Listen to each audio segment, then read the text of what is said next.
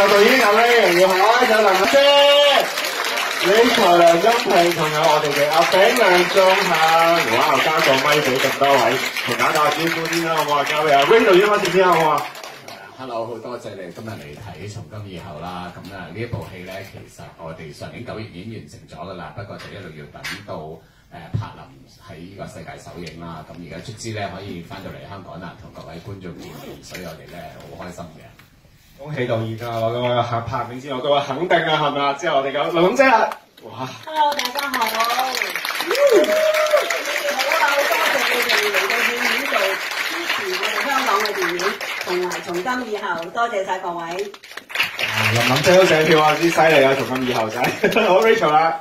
再次感謝每一位入場啦，好希望如果你哋喜歡呢一套戲咧，記得要 share 出去，因為好嘅電影好需要觀眾入場支持嘅。咁有你哋嘅分享咧，就有更加多人知道呢套戲係上緊映㗎啦。一齊集氣支持從今以後。仲有阿炳啦，當然記得。大家好，我阿炳啊，希望大家會中意呢部電影啦。咁啊，快啲去，如果中意嘅話啦，咁就喺社交平台啊，喺嗰啲電影 app 嗰度啊，同其他人講話你好中意，同埋好好睇，同埋一定要入場睇咁樣諸如此類嘅説話啦。一定會啦。今場咧想問下大家，其實喺開拍之前，因為我都知導演之前都有透露過做訪問嘅時候，其實我哋都唔係拍咗好多組啊嘛呢部電影。其實開拍之前，你哋係咪已經坐低做咗好多準備功夫，所以先有咁順利，有咗咁好嘅效果呈現到俾大家睇咧？不如先問下導演先啦，係咯。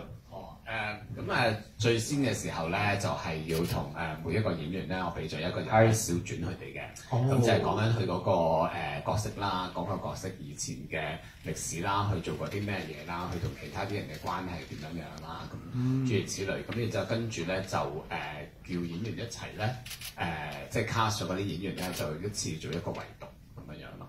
即係全部人一齊坐低，係啦，即係互相了解埋大家嘅角色喺嗰個時候。係啦，咁然之後跟住就佢哋每人讀翻嗰個人物小傳，即係佢哋個人物小傳俾其他嗰啲演員聽，咁就大家咧都有一個 understanding 啦，就知道啊原來你以前做過啲咩嘢，哦原來我以前俾人掟咗嘅點，咁即係大家有一個理解啦。哇！嗱，呢度一定要問林姐，我爹之前偷聽到導演同大家做傾偈嘅時候，林姐係做足好多準備功夫先嚟嘅每一次到，係咪啊，林姐？其實唔係我即係個個演員，無論係年青嘅，或者係我哋啲有翻咁上下年紀嘅嚇，大家都做足功夫㗎啦。喺圍讀嗰日咧，我哋全部主要嘅演員都坐晒喺度，咁大家對稿咧，我覺得哇！原來我哋年青一代嘅演員咁有準備嘅，咁我呢個咁嘅年紀嘅都要加把勁先至得咯。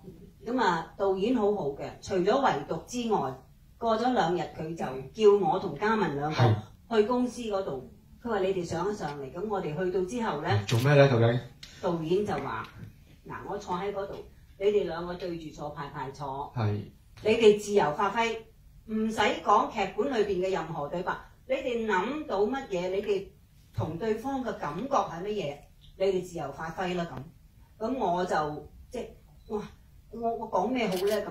嘉文咧就好好㗎，佢開口先，咁佢就同我閒話家常，講，我就同佢對答，對下之後，我哋兩個就將個感情慢慢投入到我哋個角色裏邊，跟住我哋兩個將心裏邊嘅説話講俾對方聽，大家向對方表達，咁好似真係已經相處咗好耐時間，唔係啱啱相識。因為我同嘉文以前係唔識得嘅，我係因為睇導演嘅叔叔，咁睇到嘉文做一個煮飯婆，哇！佢仲煮飯婆過煮飯婆喎，食啦，佢煮完飯皺住個眉頭，日我都係煮呢啲嘢，食啦開飯啦。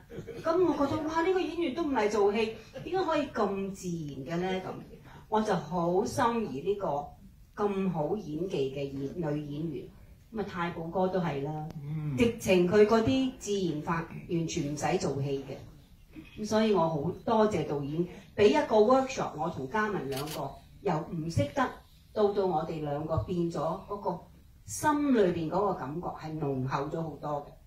哇！唔好意思見到你哋嘅默契啊，真係由頭帶到尾啊，真係係咪？真係俾多次掌聲林姐先，話每一位演員都係知道準備咗嚟㗎。Rachel 同阿炳就唔記得啦，你哋兩個本身係認識㗎啦，係咪啊？